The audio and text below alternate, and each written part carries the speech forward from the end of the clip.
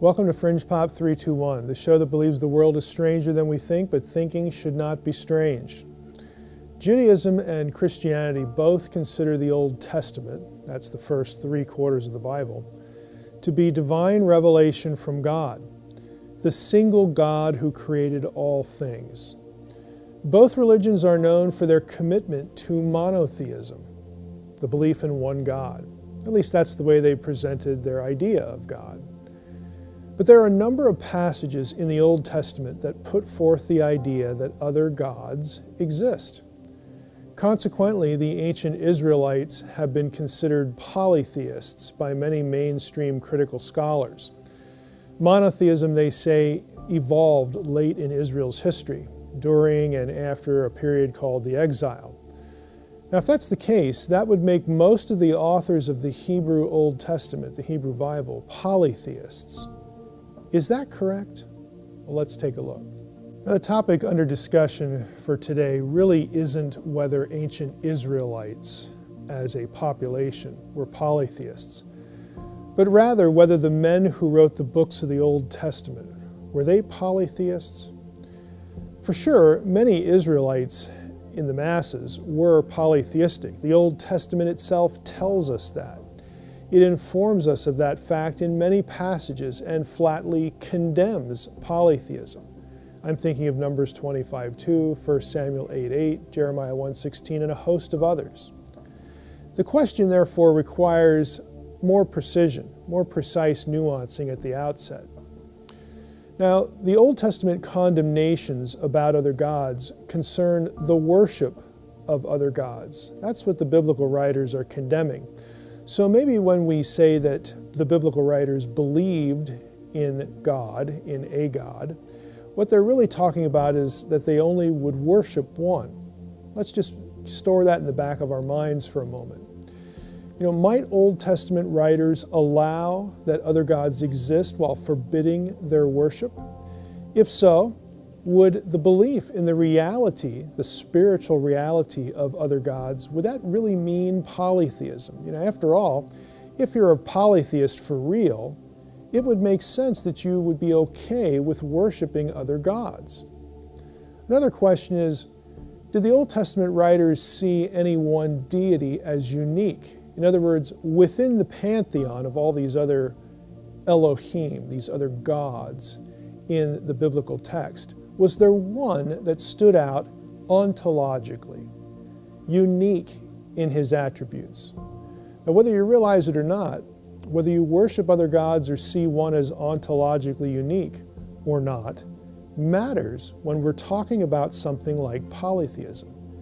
These ideas, these elements, these nuances are actually essential for our topic.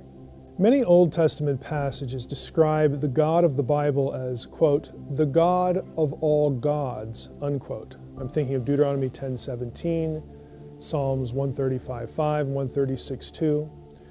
It also has phrases like the God of Israel being the king above all gods, Psalm 95:3. Now, the God of the Bible was said to have defeated these other gods, at least some of them, in famous Old Testament events like the Passover and the Red Sea crossing. For instance, Exodus 12:12, Numbers 33:4. Now here's the question. If there are no other gods in reality, these statements are basically meaningless. They're akin to saying that the God of the Bible is greater than fictional characters, something any living person today can claim. Or they're assigning a victory over an opponent that never showed up for the battle. Again, the statements would be meaningless. Further, the God of the Bible is said to be the master of the other gods, holding their fate and their very existence in his power. The classic text for this is Psalm 82. In Psalm 82:1, we see a heavenly meeting of gods, Elohim, presided over by the God, Elohim, of the Bible. The first verse reads, God has taken his place in the divine council. In the midst of the gods, he holds judgment. Now, a key observation in Psalm 82:1 is the fact that God, capital G-O-D, is, as I've already suggested, the Hebrew word Elohim. But later on in the verse, the plural, gods, is also the word Elohim. You have Elohim occur twice in the same verse. The first time it's clearly capital G-O-D, and the second time it must be plural because we have in the midst of preceding it, in the midst of the gods. Now, if we go down to verse 6, we see this again. The speaker in the psalm, who is the God of verse 1 presiding over this meeting, says to these other Elohim, I said, you are gods. There's our word Elohim again. Sons, plural, of the Most High, all of you. Now, the Most High, to a psalmist, would of course be the God of Israel. That's God, the God of the Bible. And so these are sons of God, and they are called Elohim. We see sons of God in other passages like Job 1:6, Job 2:1. We know that these aren't men or idols either, because we see the sons of God in a heavenly council meeting in other passages, like Psalm 89, 5-7, where we read, for who in the sky, again in the heavens, is equal to Yahweh, the God of Israel? Who is like Yahweh among the sons of God, a God greatly feared in the council of the holy ones? These verses, these passages are important. Even this little bit of an overview demonstrates that for Old Testament writers, there were other Elohim, other gods. But does that mean that the men who wrote these passages were polytheists? What about worship and the question of uniqueness? Would the psalmists have worshiped these other Elohim? Would they have seen one particular Elohim as ontologically, qualitatively unique? Again, these are the questions that really matter for this discussion. And the question before us is, does belief that other gods exist mean polytheism?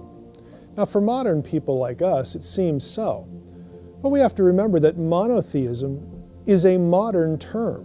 It was coined in the 17th century. So that we have a sub-question. Can we use a modern term to describe an ancient worldview? Or is that sort of a mismatch?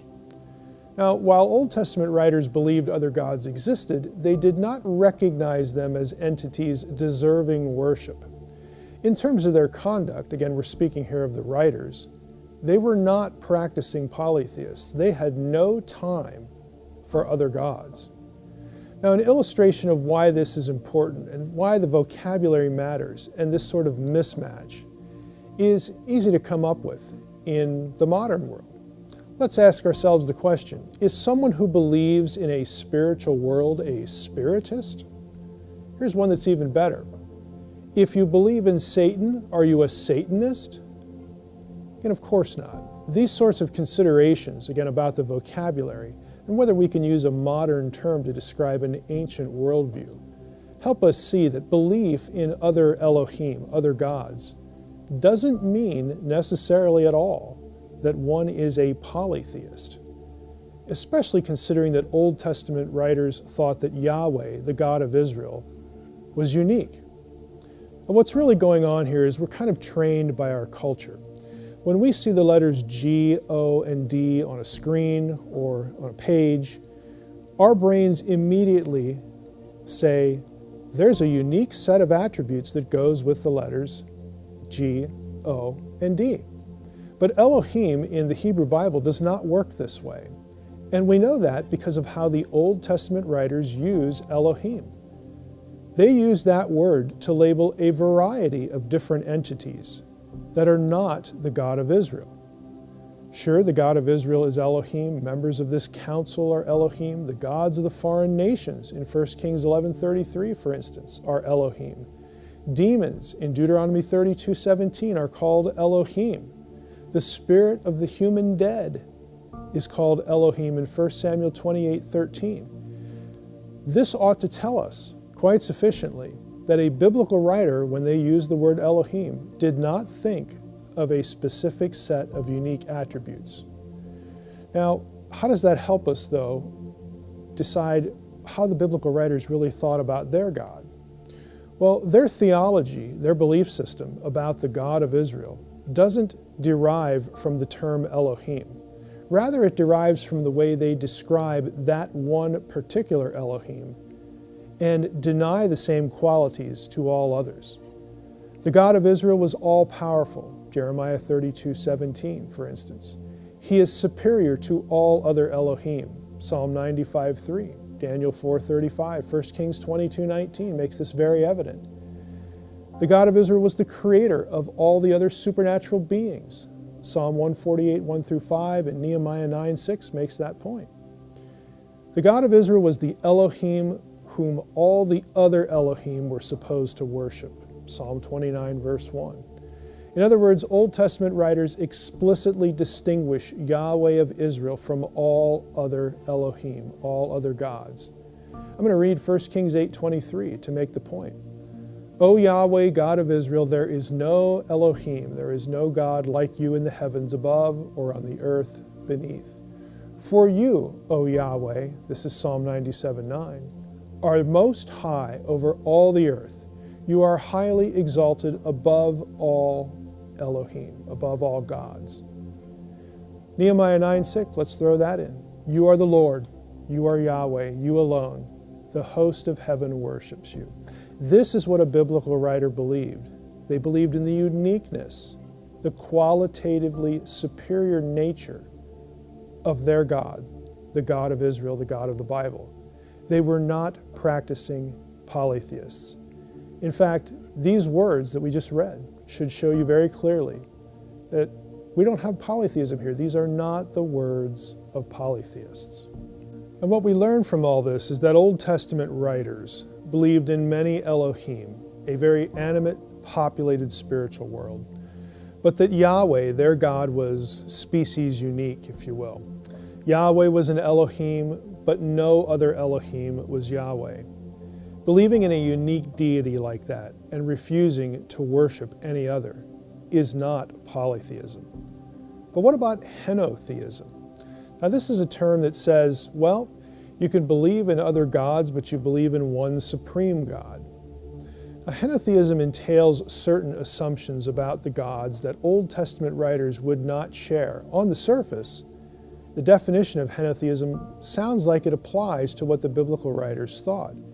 But again, there are some other ideas that accrue to henotheism that they would have rejected. For instance, henotheism doesn't address species uniqueness. It makes no declaration about one Elohim being ontologically, qualitatively unique. Supremacy in henotheistic systems is typically about gaining that status, usually the result of social political factors, maybe a conquest, something like that. A henotheist would believe that the deity that was on top, that had the superior rank, could be displaced. That deity could lose that position. Winning status doesn't require uniqueness, and so henotheism, again, doesn't bother with that. Old Testament writers, though, are firm in their denial of these ideas. They do believe in the uniqueness of Yahweh, and they do not believe that he could ever be displaced or replaced. The famous Old Testament scholar H.H. Rowley, who wrote about henotheism, commented on what distinguished Mosaic religion, again, the religion of the biblical writers, from henotheism. He said this: biblical religion's emphasis was not so much the teaching that Yahweh was to be the only God for Israel, as the proclamation that Yahweh was unique. Again, all of these elements are important. What a biblical writer actually believed really sort of defies any one label. I like to say it this way. Again, Yahweh was an Elohim, but no other Elohim was Yahweh.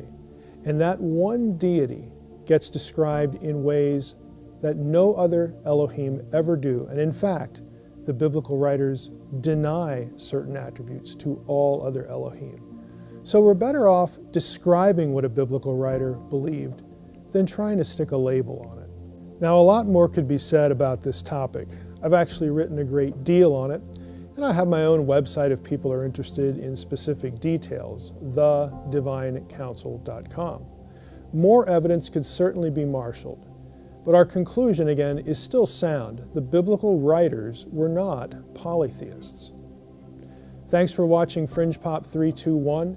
Please visit our YouTube channel and watch more episodes, and visit our website for companion material to each episode.